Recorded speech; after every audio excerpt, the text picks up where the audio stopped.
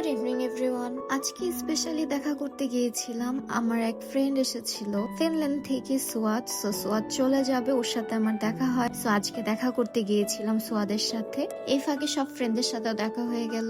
এখানে আমার একটা ফ্রেন্ড আছে মিম, তার বেবি কুট্টুটাকে নিয়ে এসেছিল। ওর সাথে কিছুক্ষণ টাইম স্পেন্ড করলাম অ্যান্ড দেন খাবার অর্ডার দিয়ে দিলাম। খাবার আসলো।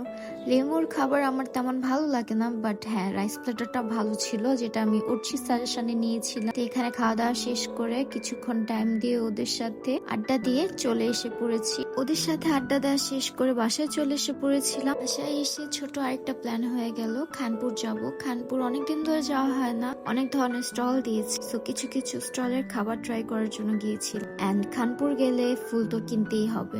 খাবারগুলো এসে পড়েছে। খাবারগুলো খুবই মজা ছিল। স্টলের প্রত্যেকটা খাবারই আমার কাছে ভালো লেগেছে। মোমোটা তো বেস্ট ছিল। এই মোমোটা আমি বাসায় পার্সেল করেও নিয়ে এসেছি। ওয়াফেলটাও খুবই মজা ছিল। এগুলো খেয়ে বাসায় এসে পড়েছি। বাসায় এসে একটা ড্রিঙ্ক খেলাম। ড্রিঙ্কটা আমার অনেক ফেভারিট। আজকে এই পর্যন্তই। Bye bye.